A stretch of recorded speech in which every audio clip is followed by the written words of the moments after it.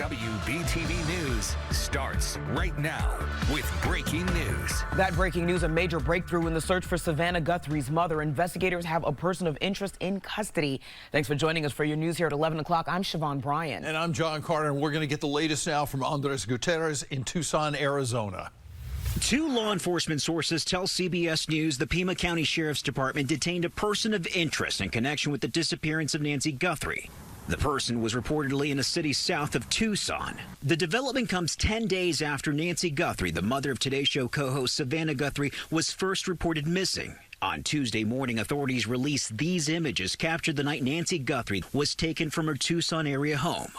A masked individual stands on Guthrie's front porch wearing thick gloves and carrying both a backpack and an apparent gun attached to their waist. At one point, the individual holds branches in an apparent attempt to block the doorbell camera before it's disconnected. We believe our mom is still out there. We need your help. The release of the images come less than 24 hours after Savannah Guthrie took to social media to ask for the public's help in finding their mother. Investigators pulled this video from back-end systems. It took them 10 days because Nancy Guthrie's cameras weren't connected to the cloud and originally hadn't recorded anything. The FBI says Guthrie's Nest camera was disabled at 1:47 a.m. 41 minutes later, her pacemaker app disconnected from her phone, which was left behind along with a trail of blood. What does this video mean for the case? It's really going to break this case wide open. Late today, search teams with the Sheriff's Department along with the FBI went door to door through the neighborhood where Nancy Guthrie's daughter, Annie, and her son-in-law live. There is no word yet on the identity of the person detained. Andres Gutierrez, CBS News, Tucson. Now, news of the person of interest in custody comes just hours after authorities released that security footage from the morning Nancy Guthrie vanished. WBTV's Dalford Jones digging deeper tonight, speaking with a former law enforcement officer about what goes into investigating kidnapping cases. And Dalford Jones is now live from West Charlotte with what he has learned. So, Dalford? Well, John and Siobhan, as of today, 10 days have gone by since Nancy Guthrie was taken from her Arizona home. And today, as we just mentioned, we're getting the first look at previously inaccessible surveillance footage of the moments before Nancy Guthrie was abducted. Take a look at the footage. This video that was previously inaccessible because Guthrie doesn't have a subscription that stores footage long-term shows the suspect, gun on waist, trying to block themselves from view. FBI officials say what you're seeing was captured the morning Guthrie went missing. Kidnapping situations, be it rare, really pull out all the stops for everybody involved, and local law enforcement, state as well as federal agencies, because timing. Stephen Brochu is a former CMPD deputy chief. Since his retirement, he has picked up some teaching and consulting work with a security firm and also teaches at the local community college. I know timing is always important with these types of situations, really any criminal act. Talk about how important that first 48 hours is. The importance is the safety and welfare of the victim, the condition of the victim, propensity for, physical needs or violence that has occurred to them, injuries they may have sustained, ongoing chronic conditions like medication needs. All those things create a time clock for agencies. Last week, a ransom note demanding money was sent to various media outlets. A ransom Savannah Guthrie and her siblings have agreed to pay. We received your message, and we understand. We beg you now to return our mother to us so that we can celebrate with her. This is the only way we will have peace. This is very valuable to us, and we will pay. You need to have that cooperation to get a lot of the history of the victim, of what they've done, access to the house residence and vehicles and other places that they may go. So all that cooperation is only going to help enhance the case and hopefully bring the victim home quicker. And that's the ultimate goal here. Get Nancy Guthrie home to her family safely. Now, Brochu tells us what the public knows about this case, though minimal, is exactly what investigators want us to know. He says it's a strategy even he used during his nearly 3 decades in law enforcement. And now that these images of the kidnapper are out there, this will, it may interrupt their pattern of life or simply put their routine, which hopefully ends in a safe return home for the victim. Tonight, we're live in West Charlotte. Dalford Jones, WBTV, on your side. Now, First Alert Weather with meteorologist Lisa Villegas. Good evening. We are going to get ready for some rain chances here as we move forward, including tomorrow morning. But I want to point out Sunday is going to be a big day for us. This is when we're expecting significant accumulation. And I'm really looking forward to this because we could really use some rain here this year. Here's where we are currently. Let's not forget how warm it was today. 73 degrees. We've dropped about 10 degrees since then. But right now in the 11 o'clock hour, looking at a temperature of 63 degrees. Not too shabby. We've got mid-30s up in Boone, and of course those temperatures fluctuating depending on where you are, and of course those temperatures will continue to fall. We've got the 50s by tomorrow morning, so not a bad start for our morning. And this is when we can also expect a stray shower or two. I'm not too worried about this when it comes to accumulation. We're talking about a trace, maybe less than 1/10 of an inch of accumulation, and that's going to happen throughout the morning. A little cloud cover, so it's going to be a little dreary, but definitely on the warm, muggy side.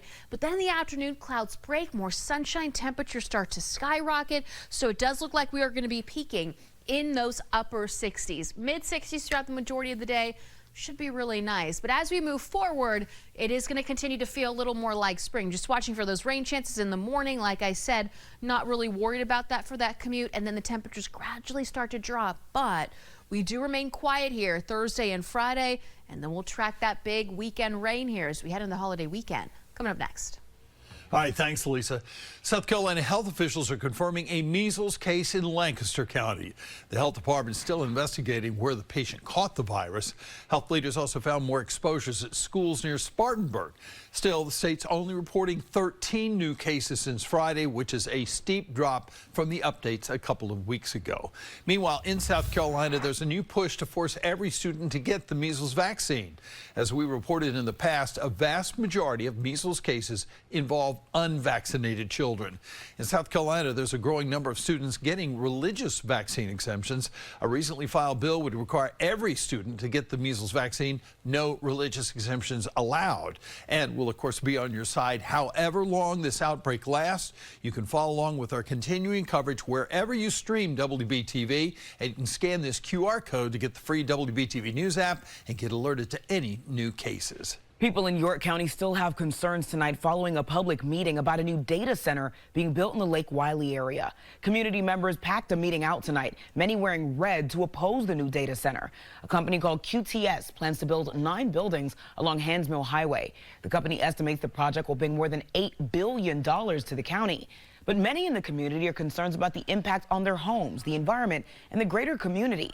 QTS did not grant interviews at tonight's meeting, but stated they're committed to job opportunities, economic growth, and being responsible stewards of the environment. More information about QTS and its project in York County can all be found on our website, WBTV.com. And a South Carolina murder case that stunned the nation and inspired TV shows and movies is now back in the news. Alec Murdaugh's case heads to the South Carolina Supreme Court tomorrow. Lawyers for the convicted killer will ask for a new trial. Murdaugh is serving 2 life sentences for the 2021 murders of his wife Maggie and son Paul. His attorneys argue he did not receive a fair trial, claiming jurors were improperly influenced by this woman, former Colleton County Clerk of Court Becky Hill. A judge previously ruled Hill's comments were inappropriate but did not affect the verdict. Murdaugh's legal team now says the mere existence of those statements warrants a new trial. She thinks prejudicial means we have to show a juror was affected by it. And we believe that is not the case law. We don't believe that's the standard. Becky Hill has since resigned as clerk of court and later pleaded guilty to perjury tied to a 2024 hearing. Again, Murdaugh's attorneys are scheduled to argue their case before the South Carolina Supreme Court tomorrow. The case of Irina Zarutska is scheduled to go before a federal court tomorrow. A judge is expected to decide whether North Carolina lawmakers can access investigative records tied to the case. Some lawmakers are pushing for more transparency, arguing the public deserves answers. But prosecutors say the files are part of an ongoing investigation and should remain sealed for now. The judge's decision could determine how much information becomes public. DHS is demanding Charlotte area law enforcement not release a man charged with attempted murder. An ICE detainer has been filed for this man, Jaime Gomez. Authorities say he's in our country illegally. Court documents show he's accused of stabbing his ex-girlfriend earlier this month. According to Homeland Security, Gomez has overstayed his tourist visa. He's currently being held on a $150,000 bond. The detainer request gives DHS 48 hours to take him into custody once he posts bond. Meanwhile, a potential government shutdown could begin this Saturday as top immigration officials testified before Congress today. The heads of ICE and Customs and Border Patrol discussed the president's mass deportation program. This comes after 2 U.S. citizens were killed during enforcement operations in Minnesota. Democrats are now threatening to cut funding to the Department of Homeland Security. They demand reforms to how immigration enforcement is being carried out.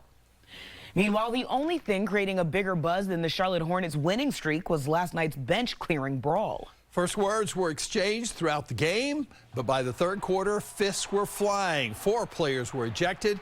Lifelong Hornets fans have a lot to say about the melee and the season. The longest line I've ever seen to get into the Spectrum Center, which was great. You know, it's like, wow, people are really excited about this team. The team really needed a spark and needed a boost and a drive coming off 9 wins, and then showing that shows a lot of heart and a lot of, a lot of passion for the game, and that's really something this team has to have to thrive on. All right, coming up later, Wbtv Sports Director Nate Wimberly is going to have reaction from players.